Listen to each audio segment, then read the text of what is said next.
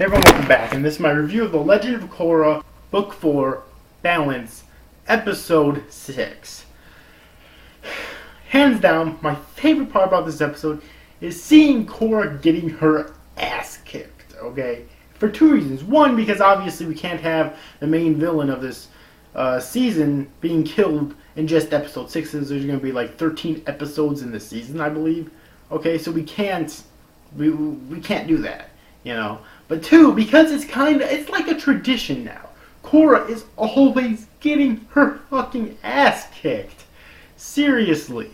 It's always fucking happening. And it's hilarious. Okay? Like, seriously. And, Korra got her ass kicked at first. And then when she went to Avatar State, she was basically kicking Kuvira's ass, but then she had the hallucination, lost her confidence, fell out of the Avatar State, then she got her ass kicked again until she was saved by Milo. Okay, until she and the two girls were saved by Milo. Okay. So yeah, and one thing I think is kind of funny here, kind of interesting here though, is that Korra was getting her ass kicked by Kuvira, who can only use one element.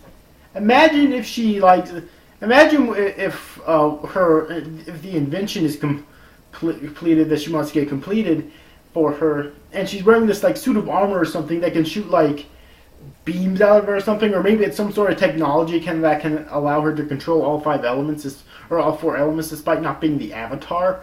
It's like, damn, she'll be fucking OP at that point, like overpowered, at least in terms of facing Korra, who's the Avatar, so she's supposed to be the strongest character in the series. So, yeah, she'll kind of be overpowered at that point. Yeah, so I am very, very interested to actually see that, though, and there are slight hints in this episode, and we've actually had them before as well, that Varrick might actually have some romantic feelings for what's her name, that old assistant of his. But the thing is, he never really showed it, though. He was always such a slave driver to her, which kind of contradicts that, and it is kind of weird. Okay, I mean, is that how he just used women, or was it just her because she worked for him? It's really confusing.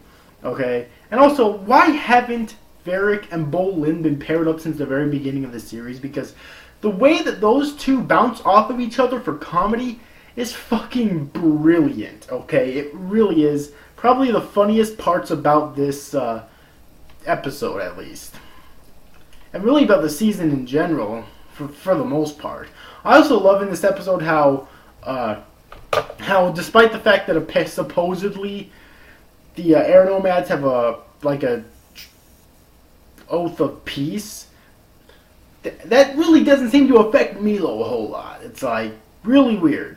But one thing I didn't quite understand, though, I thought was kind of inconsistent in terms of the plot, is that in the last episode, Korra, it seemed like, was going to side with Kuvira, at least for a little while. But in this episode, although she hesitates to go save Sue at first, after a little bit, she's like, you know, she's fully willing to go get her ass kicked to try to save Sue and the others. It's kind of like really inconsistent, and it is kind of weird, and I didn't quite like how inconsistent that it was. Okay, but other than that, not anything else to really mention significant in this episode. I really enjoyed this episode of Korra. Okay, I thought it was a very good episode. It definitely advanced the plot. Seeing Korra get her ass kicked was fucking amazing, because she always seems to be getting her ass kicked in so much. Like, since season 1, the thing with Korra is that she kept getting her ass kicked.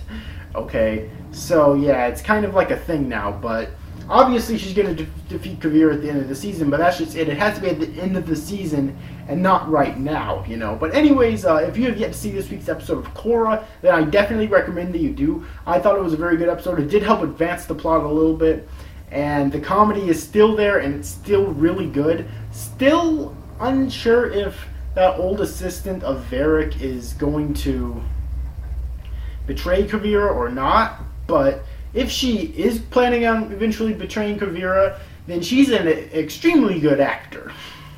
So yeah, but anyways, overall, I hope you enjoyed this review, guys. If that's you guys, thank you for watching. Bye-bye.